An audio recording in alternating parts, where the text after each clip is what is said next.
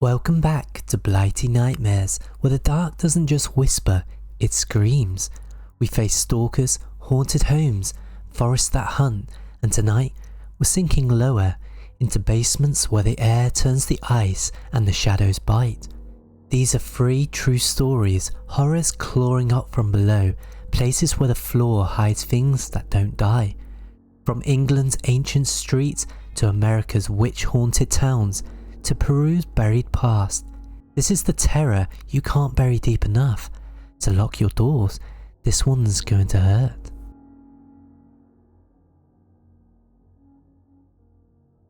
We start in York, England, March 2021, a city of crooked alleys and stones older than memory. A bloke, I'll call him Tom, brought a terraced house, narrow and sagging, a steal for its age. The estate agent hurried him past the basement. "Just storage," she said, eyes darting away. Tom moved in, felt the smell first, damp rot, like wet earth and sour milk, curling from a trapdoor under the living room rug.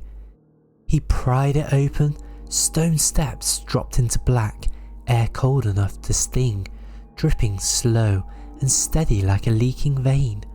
The stench hit, rancid, thick, mixed with scratches faint and scraping up from the dark. Night 1, it woke him, nails on stone, clawing beneath the floor, joined by thumps, heavy, shaking the boards.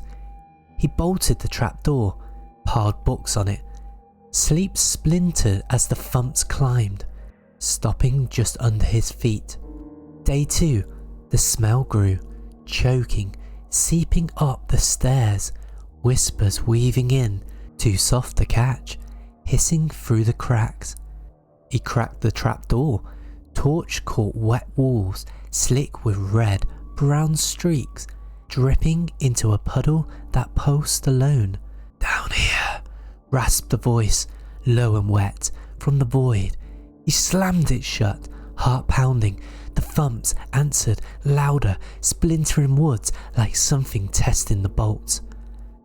On week 2, Tom unravelled. The scratching turned to bangs, vicious, shaking the house, dust raining from the ceiling. The smell was unbearable, rotting flesh, sweet with decay, flooding every corner. He found scratches inside the trapdoor, deep, clawing upwards, fresh each dawn. He called a mate, showed him the puddle, now thicker, redder. His mate went white, said the house sat over a plagued pit, sealed centuries back, bodies stacked and rentless. Night 3, silence snapped. Tom woke up to the trapdoor open, books flung wide, wet prints, small, twisted, trailing to his bed. Breathing, shallow, gurgling, came from under it. He rolled off, torch caught it, pale, eyeless hunched, claws scraping the frame. Gone when he screamed. Tom bolted, crashed with a friend, sold the place blind. The new tenant lasted days, found the trapdoor nailed shut, pried open overnight, a puddle of red-brown at the top, whispering his name through the walls. Tom's moved twice since, still wakes up to thumps, faint under new floors. That smell creeping back when the night turns cold. He swears it's waiting, knows where he hides.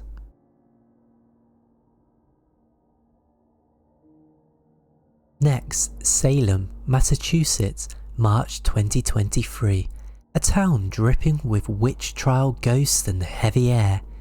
A woman, I'll call her Claire, rented an old house, all warped beams and dust, basement locked with a rusted chain. The landlord brushed it off.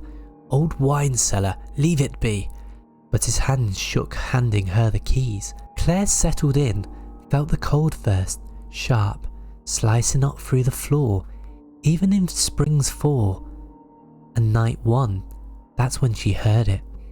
A moan, deep, coming from below like a beast stirring in mud. She checked the chain, tight, frosted over. The moan cut off when she touched it, left her fingers numb and tingling. Day 2 came. The cold spread, walls sweating ice, her breath fogging in every room. The moan swelled, joined by knocks, uneven, like fists pounding wood, rattling the chain loose.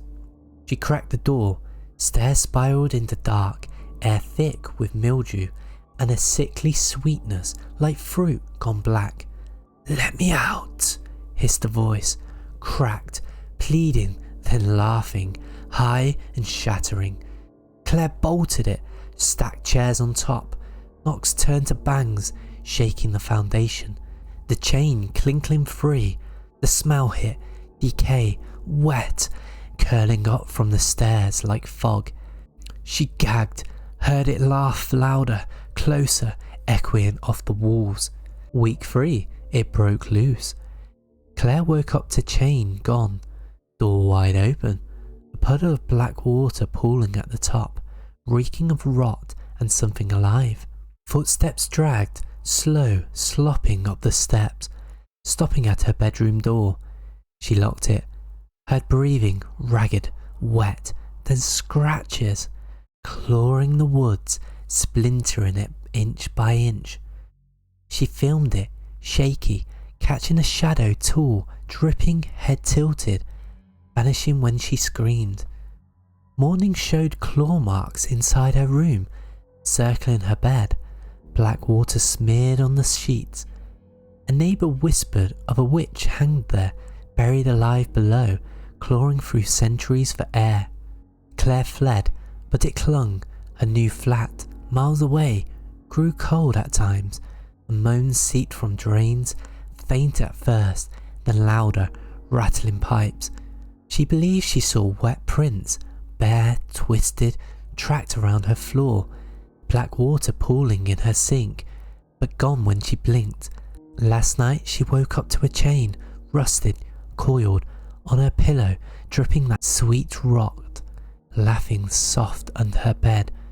She doesn't close her eyes, says it's waiting, inches away.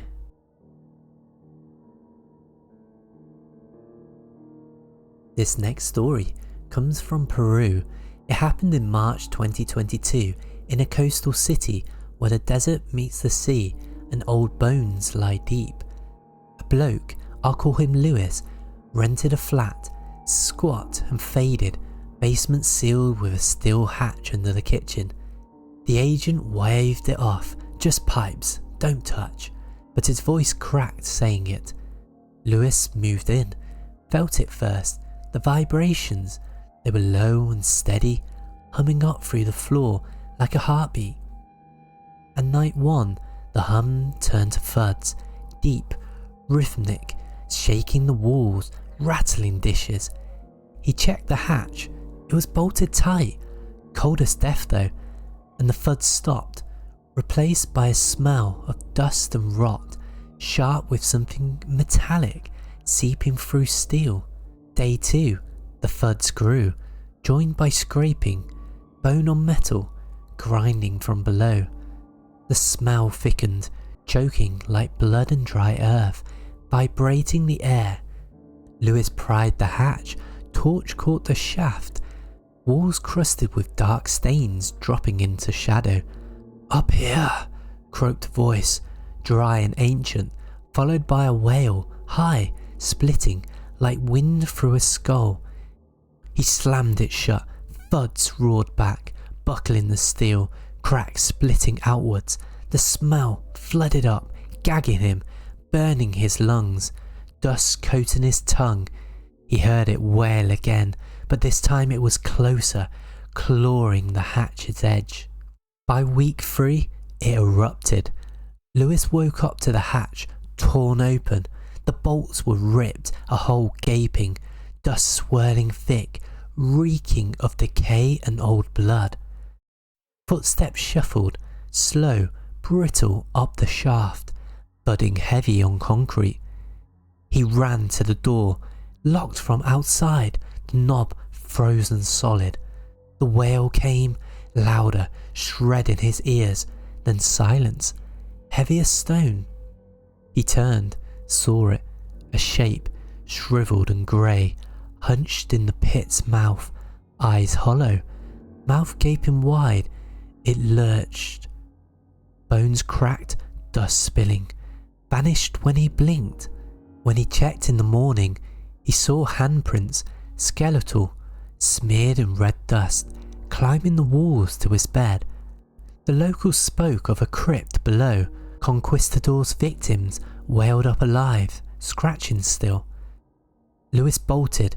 New city, new start. But the pit tracks him. Every march the hum starts, faint under new floors, dust piling by his shoes. Last week he swore he woke up to a hatch cracked open in his bathroom, that wail howling through the pipes. He found bones, small, brittle, under his sink, still warm. He doesn't sleep much, says it's climbing, night by night, closer to the surface. And that's it. 3 basement horrors that chill to the bone, clawing up from the dark. If you've got a nightmare, buried or breathing, let me know in the comment section below. And this is Blighty Nightmares signing off, but I'll be back tomorrow with more to freeze your blood, so make sure you subscribe.